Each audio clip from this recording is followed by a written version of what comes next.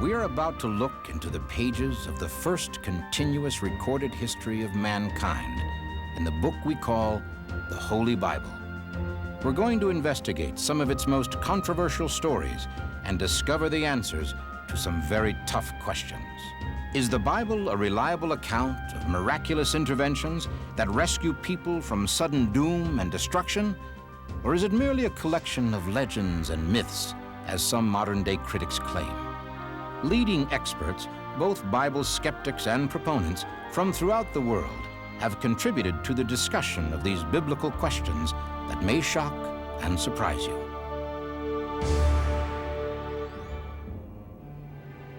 Is this the burial cloth that covered the crucified body of Jesus as it was laid in the tomb?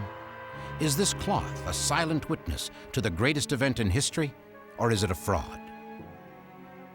Is a connection between the supernatural and mankind scientifically provable? What could, from a dead body, create such an image? Right now, space science may be unlocking the secrets of the Shroud of Turin. Is this the face of Jesus Christ? There's no question about it. It is an absolute fact that the shroud is a painting, period. Anyone who has examined the shroud up close and personal, the full shroud, not just a single fibril from it, knows that those pigments have nothing to do with the image. This mystery is unquestionably the most sensitive, controversial, and emotional enigma in the world today. The Shroud of Turin. Is it the burial cloth that covered Jesus Christ when his crucified body was laid in the tomb? And if it is not, what is it? The modern investigation and controversy over the shroud began in 1898. A gifted amateur Italian photographer, Segundo Pia, was allowed unprecedented permission by the King of Italy to take the first photograph of the shroud. When it was spread out for display, Pia was disappointed on seeing that the image on the cloth was extremely faint. But what he caught on his 2 glass photographic plates stunned the world. It showed that the image on the cloth itself was photographically negative. Consequently, the faint, almost ghost-like images on the shroud appeared in reverse on his camera plates, making them a positive image. It was the first time in history that the likeness could be seen in full, majestic detail. It measures 14 feet 3 inches long by 3 feet 7 inches wide, which includes a hand-sewn seam added at an unknown date. These full-length dark lines are scorches from the fire that nearly destroyed it in 1532. The diamond-shaped patches cover holes resulting from that fire. On both sides of the shroud, we see markings of a vicious flogging from the neck to the calves of the legs. There appear to be markings of wounds that would indicate the man had something with many sharp points pressed onto his head. On the back view, we see shoulders that are badly bruised, as though from carrying something heavy. Nail wounds through the wrists and feet, a distension of the thorax, all of which would seem to indicate death by crucifixion, exactly as the Gospels describe the suffering and death of the man Jesus. For at least 6 centuries, millions of people have continued to believe that this is the burial cloth of Jesus Christ. Several studies have also given support to this belief. Some of the best scientists in the world have observed this image, measured, studied it, and still have no explanation for how the image was formed. What could, from a dead body, in rigor mortis, in a cloth, create such an image? I feel that the radiation that made the image was a direct result of the resurrection. It's basically some form of natural phenomenon, or some people might say supernatural phenomenon. Whatever energy may have created the shroud image is certainly beyond our ability to duplicate at this time. However, there is some academic opinion which insists this cloth is nothing more than an elaborate medieval fraud. It is an absolute fact that the shroud is a painting, period. When I started working on it, I expected it to be real. I was hoping it would be real. I can't argue, however, with the microscope. The shroud shows no particles resting on the image fibrils. This proves the shroud could not have been produced by artist pigment. The shroud image is made from tiny fibers that are 1/10 the size of a human hair. And the picture elements are actually randomly distributed like the dots in your newspaper photograph or magazine photograph. To do this, you would need an incredibly accurate atomic laser. This technology does not exist. Skeptics argue there is no providence, no historical trail tracing the shroud prior to 1353, some 1,300 years between the time it was supposed to be wrapped around Christ's body and its appearance in the church at Lire, France. Where was it all those years? Did it even exist during that period? Skeptics are completely wrong in insisting that the trail of the shroud goes back only to the middle 1300s. It does, in fact, go back to the Bible itself. The 20th chapter of the Gospel of John, verse 6, states that when Peter entered the tomb of Jesus on Sunday morning, he found the shroud. Now, normally a grave cloth would be considered unclean and not saved. But if it bore the image of the body it had contained, this would explain why it was retrieved by Jesus' followers and treated with great reverence. In fact, a 4th century Syriac manuscript tells us the king of Edessa, a man called Abgar, was cured of leprosy when he received a cloth from a disciple named Jude Thaddeus that had upon it the image of Jesus' face. Probably for disguising the burial cloth, the shroud was placed in a specially made container with gold latticework. And when folded upon itself 4 times, only the image of the head would be seen. And again, for the sake of protection, the caretakers of the shroud did one other thing. They began to refer to it as the mandilion, a Greek term meaning simply towel. The creation of the mandilion is a most important event. Up to the time of its exhibition in Edessa, 300 years after the crucifixion, there were no realistic pictorial representations of Jesus Christ. With the appearance of the mandilion, the pictorial concept of Christ changed drastically from a beardless youth, like the Greek god Apollo, to what has become the universally accepted version today. There is no doubt amongst experts that what is known as the mandilion of Edessa was a prototype for all the pictorializations of Christ from that day to this. This early encaustic icon of Christ, produced about 550 AD and presently located at St. Catherine's Monastery at the base of Mount Sinai, is a highly accurate image derived from direct observation of the facial image on the Shroud of Turin. It has approximately 250 points of congruence with the Shroud image. In a court of law, it takes only 45 to 60 points of congruence to establish a positive identity of the same face. Such congruence points include a small tear from the left eye, chap marks on the lips, and even the image of flowers around the head. This icon shows that the Shroud image was well known at the time and believed to be an authentic image, and hence was used by the iconographers of the Byzantine period for their artistic productions from the 6th century on.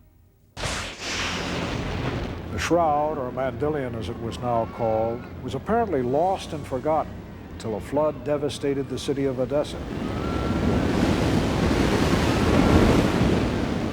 It was rediscovered in a niche above the city's west wall. It was returned to a place of veneration where it remained until 944, when the Byzantine emperor sent an army to bring it to Constantinople. We know from Byzantine records that a great celebration and parade accompanied its entry to Constantinople on August the 15th, 944 AD, and it was once again revered as the true and miraculous image of Christ. In 1204, European knights of the Fourth Crusade stormed and sacked the Christian city of Constantinople. Dr. Scavone goes on to say that a French knight, Robert de Clary, wrote that he had seen the shroud with the figure of Christ on it, but that after the city fell, the shroud mysteriously disappeared. Many experts believe that the shroud was carried off in secret by the powerful Knight Templars. Then, later when the French king viciously crushed the order of the Templars, one royal knight, Geoffrey de Charnay, took the shroud into hiding in his own castle. And all the Knight Templar martyrs died without revealing the secret. However, 2 recently discovered documents state that the shroud was carried to Athens in 1205 by a prominent knight of the Fourth Crusade, Othon de la Roche. Then in about 1353, a distant descendant of Othon, Jean de Vergy, married Geoffrey de Charny, the first certain owner of the shroud at Lire. A pilgrim's medallion from about 1356 shows the family crests of Vergy and Charny side by side below the twin image of the shroud, and this suggests an equality of ownership between them. Geoffrey de Charny endowed the collegiate church at Lire and gave into its keeping the artifact we now call the shroud. 60 years later, the de Charnys reclaimed the shroud, and for another 34 years, Marguerite de Charny's granddaughter refused to return it to the church, even under the threat of excommunication. Finally, and probably for financial reasons, Marguerite transferred ownership of the shroud in 1452 to the royal family of Italy, the Savoys. In 1532, fire in the Savoy Cathedral at Chambéry in France damaged the shroud. In 1578, the Savoys established their capital in the city of Turin and took the shroud with them, where it remains till this day. After 1580, the shroud was rarely exhibited to the public, and then only for short periods, some 11 times in 400 years. Some of the most critical opinions regarding the shroud's authenticity, both past and present, have come from Christian churchmen, beginning with a French bishop in the medieval year of 1389. Catholic Bishop Pierre d'Arcy was disturbed to hear that the shroud was being exhibited at the collegiate church at Lire as a true relic. Diligent inquiry and examination by my predecessor, Bishop Henri de Poitiers, discovered out the fraud. The reputed relic was nothing but a piece of common cloth, cunningly painted. Bishop de Poitiers had a full confession from the culprit painter himself, for which he immediately ordered a withdrawal of the false relic from public viewing. The reputed Bishop Darcy letter has never been proved genuine. None of the copies of the Darcy letter that we have is signed or dated. There's also no proof that the Pope ever saw it or that it was even delivered to him. The Darcy's memorandum could not be introduced as evidence in a court of law because it is neither signed nor dated. There's no evidence that it is in the handwriting of the bishop that it's purported to be. It is simply estimated that it is from about 1389. The artist or forger is not named. There is no transcript of any sort of official investigation. And besides, no trace or hint of identity has ever been found of the artist, who, if he ever made the image on the shroud, would have belonged among the ranks of Michelangelo, Da Vinci, and Raphael. The image on the Shroud of Turin is negative, meaning that the lights and darks are reversed from the way we would normally see with our eyes. Assuming that the shroud were manufactured in the 14th century, it would mean someone would had to have conceived of the concept of photography approximately 650 years before it was invented. I don't think so. If the shroud is a fake, it is probably the most astonishing fake of all time. If it is genuine, then it is arguably the first visible evidence of Christ's crucifixion and may literally be a photographic record of his resurrection. In 1973, the shroud was brought out for a brief examination by a group of European scientists. Among them was the late Dr. Max Shroud, a Swiss criminologist and one of the leading experts in dust and pollen analysis in the world. Dr. Fry almost single-handedly developed a technique to determine where criminals had been by testing samples of dust and pollen from their clothing. Max Fry was a friend of mine and a very good criminalist, and did a lot of work on the shroud with the same sort of tapes that we used. He found pollen grains that came from Palestine and that area. We didn't. On our examination of the shroud, we found very few pollen grains, an average of maybe 1 per square centimeter. At first, Dr. Fry's objective was simple. If the shroud was forged in France in the 14th century, then only the French or Italian pollens would be found in the cloth. But his exhaustive analysis found some 58 specific pollens, only 17 of which were indigenous to Europe. The rest were from Palestine and southern Turkey, the site of Edessa and Constantinople. And this meant that the shroud had been in these places at some time in its history. We had noted the presence of other objects on the shroud besides the body, and we found, to our astonishment, the highly accurate images of many flowers. There are actually many hundreds of these, but we're able to identify 28 species of these flowers with, we feel, a good degree of accuracy. The importance of this is that these flowers all grow either in Jerusalem or within 12 miles of Jerusalem. In addition, the pollens of 25 of these flowers, the 28 that we found, have also been identified independently on the shroud. Whatever produced the image of the body, which some feel is the resurrection, also produced a high-energy field, producing images off every object that was in the shroud itself. And hence we have the highly accurate images of these flowers. It has been alleged that the type of linen, the herringbone pattern weave, was very rare in the Palestine area, but that it was a very common textile after the 12th century in Europe. This is simply not true. Neither the linen nor the weave were common in Europe. This same pattern is identical to mummy wrappings that go back as far as 2000 BC. Joseph of Arimathea was a wealthy man who received permission from Pilate to bury Christ's body. It is not unlikely that when he gave his tomb for the burial of Christ, he may have also used expensive Middle Eastern linen grave clothes that were intended for his own burial. The physical shroud itself is one matter for investigation, but even more mysterious and more puzzling is the haunting image which appears on the shroud itself. The shroud may be traceable to the time of Christ, but is it an image of Christ or a painting by a very clever artist, as first claimed by Bishop Darcy and several modern-day scholars? If it was the shroud of Christ, it would have to be made up of embalming materials and blood and other body fluids. What we found microscopically were pigments used by an artist, and a paint medium that was commonly used in the Middle Ages. This proves the shroud is a painting, a beautiful painting, but nevertheless the work of an artist. Walter McCrone believes that the image on the shroud is either a directly painted image or an image perhaps reinforced with artist's pigment. One of the pigments he's identified is iron oxide, using optical microscope techniques, but an X-ray fluorescence scan of the entire shroud shows no more concentration of iron in the image areas than there is on the cloth itself. I don't believe the theory because there is so little pigment shown in the image areas on the shroud, and the image itself only consists of degraded cellulose fibrils which have a yellowish color as viewed by the human eye. No one has ever disputed the fact that he found real paint pigment on there, but it comes from the fact that when artists made copies of the shroud, they touched it to the shroud to gain sanctity for their creations. The artist did an excellent job of creating an image that looks to be pretty much anatomically correct. You can find fault with it, the length of the fingers and the length of the arms, but still, artists, even 500 years ago, were able to paint figures that are anatomically correct.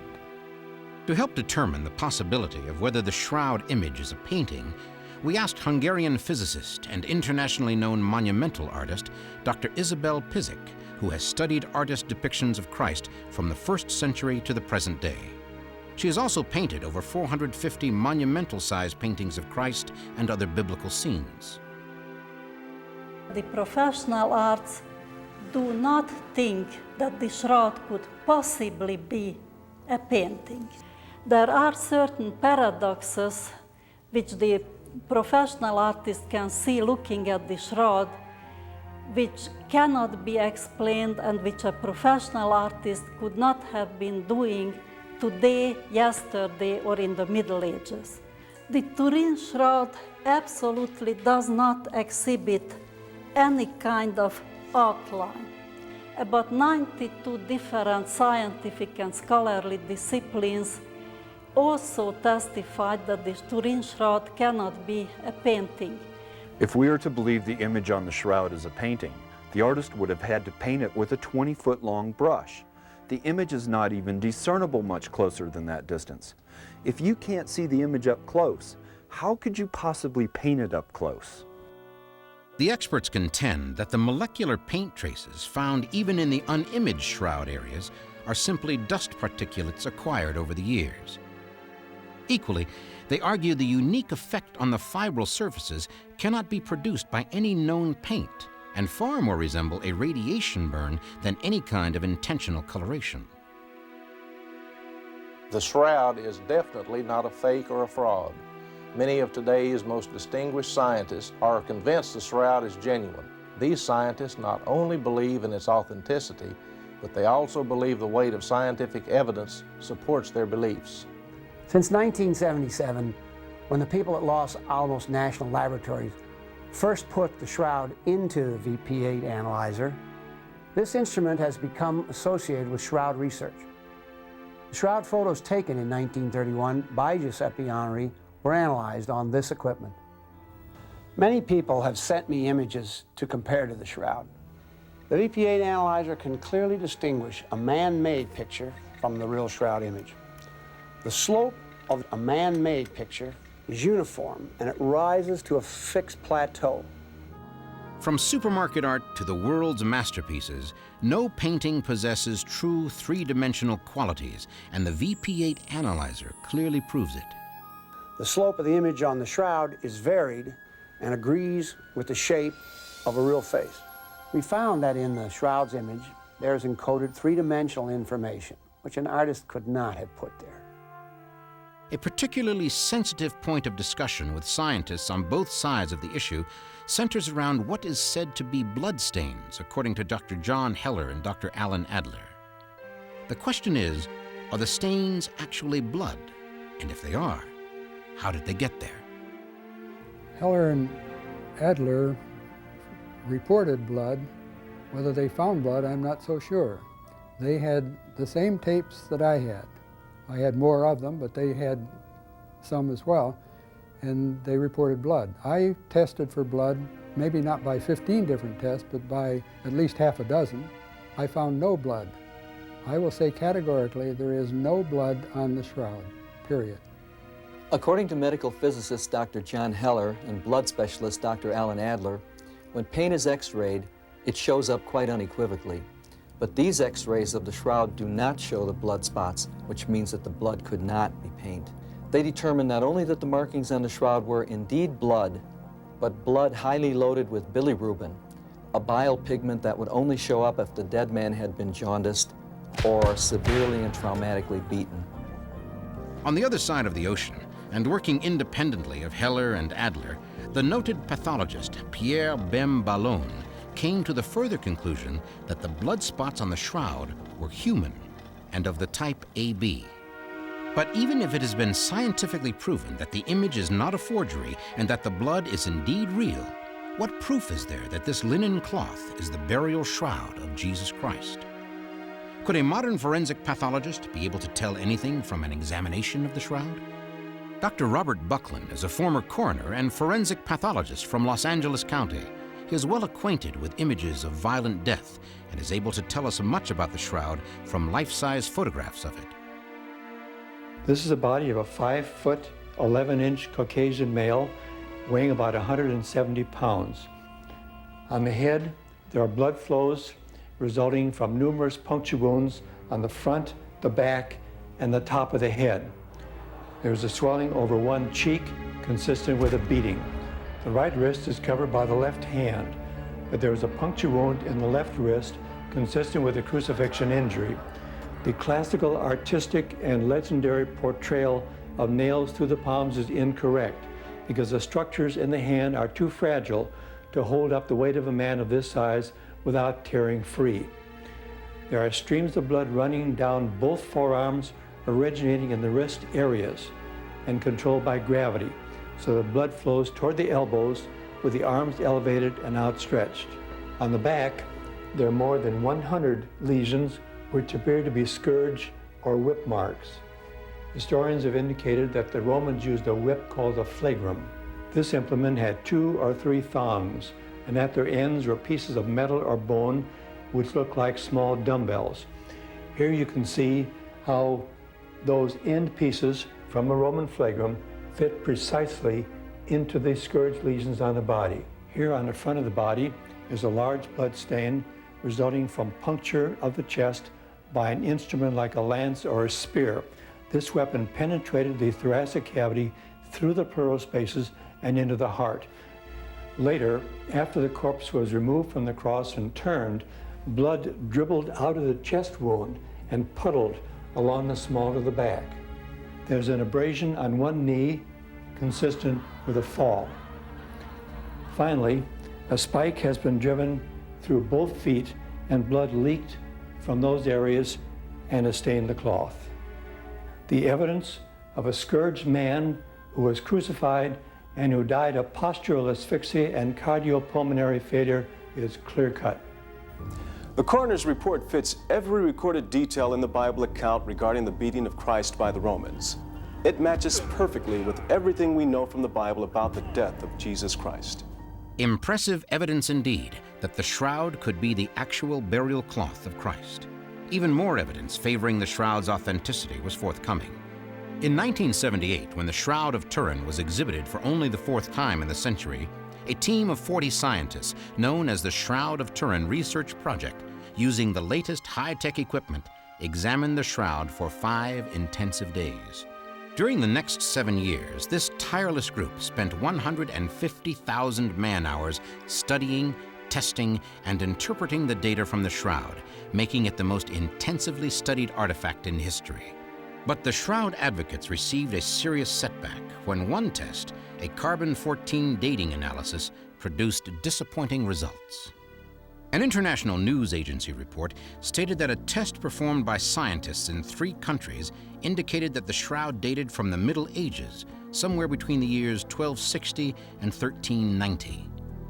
The radiocarbon dates that we obtained clearly put the shroud in the Middle Ages. Carbon-14 is never used as a sole litmus test, and yet the mood of the day seemed to accept the dating without question, and the press leaped to unwarranted conclusions. Carbon-14 dating is far from an exact science. Freshly killed mollusks show they have been dead for 3,000 years, while bristlecone pine, the oldest trees on Earth, always date too young by 2,000 to 3,000 years. 3 labs were selected to perform the Shroud carbon-14 dating test. They were given 3 linen control samples, samples of a known age, to test the accuracy of their lab testing. One sample was a piece of bull mummy linen, the oldest of the samples and already known to be from 3000 BC. The 3 lab results varied from 3440 to 4517 BC, a variance of 1100 years. On the other samples, the range of error was from 439 to 1500 years off. And the testers defended these errors as due to contamination of the samples. But after extensive retesting, the oldest bull linen sample was still some 1,000 years off. They really only tested one area. As one guy put it, they didn't do 3 tests. They did 1 test 3 times. There are simply too many variables that can affect the test results. And besides, the shroud sample takers and their labs violated 14 scientific protocols that were established to ensure test accuracy. Therefore, the results of these shroud tests must be considered suspect. There are literally thousands of pieces of scientific data which support the conclusion that the shroud is not a fake or forgery. However, only one piece of evidence, the carbon-14 dating, indicates the shroud is of medieval origin.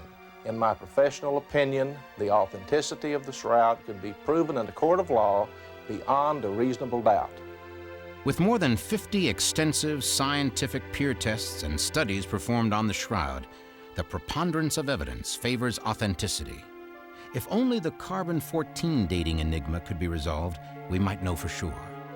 In the Russian capital city of Moscow, the answer to this enigma is believed to have been found. Recently, Dr. Dmitry Kuznetsov, an expert from Moscow specializing in physical-chemical research methods, challenged the carbon-14 medieval dating of the shroud. First, Kuznetsov discovered when flax, the linen material of the shroud, is manufactured, certain elements of the original plant, namely waxes and fats, are driven out. This causes the remaining fibers to have a misleadingly high carbon content. Additionally, by duplicating the environment of the 1532 fire in which the shroud was severely damaged, Kuznetsov demonstrated the fire also altered the shroud's carbon-14 content by increasing it. As a result, Kuznetsov claims that the recalculating of the data of the 1988 carbon-14 test based on the 2 pieces of new information establishes the shroud's age at no less than 1900 years, the exact time of Christ. The Shroud of Turin appears to be a genuine burial cloth from the time of Christ, but it is the image on this cloth from which the final judgment will have to be made. What made it? Whose image is it? How did it get on the cloth and remain still visible after more than 1,000 years? Whatever the mechanism for forming the image on the shroud, it had to occur in a short period of time, act in an up and down direction, and produce an image intensity determined by the distance between the cloth and the body. One of the theories which seems to satisfy these characteristics is a coronal discharge similar to Kirlian photography or lightning. One scientist said it's like every pore of the body suddenly fired a miniature laser beam for a split second of time. And so I'm sure that there's some power, some explanation that defies our current understanding. And I believe that when the body of Christ was raised to that multi-dimension that scientists call in space, that there was a little extra burst of radiation that marked the shroud. Just maybe God did leave behind a document of the resurrection. Well, remembering that I'm Jewish, so that I certainly don't have any biases for the cloth, and as a matter of fact was very skeptical at the beginning, I still believe the shroud is authentic because there's really no way to duplicate the quality of the image that we have there today. If you have faith, you don't need the shroud, and if you don't have faith, it's questionable whether you'll be convinced by it. But if it makes you think about it, if it makes you consider it, then it's important. In the case of Jesus, there were witnesses for every event in his life, from birth to his death on the cross and all the teachings and miracles in between. The one thing that wasn't witnessed, except by an empty tomb, was the resurrection. Wouldn't it be just like God to leave us a photograph on linen of the one event that man couldn't see? The Shroud of Turin continues to be one of the great mysteries of the modern world, and that makes the Shroud newsworthy for tomorrow's headlines as the world anxiously awaits more new findings.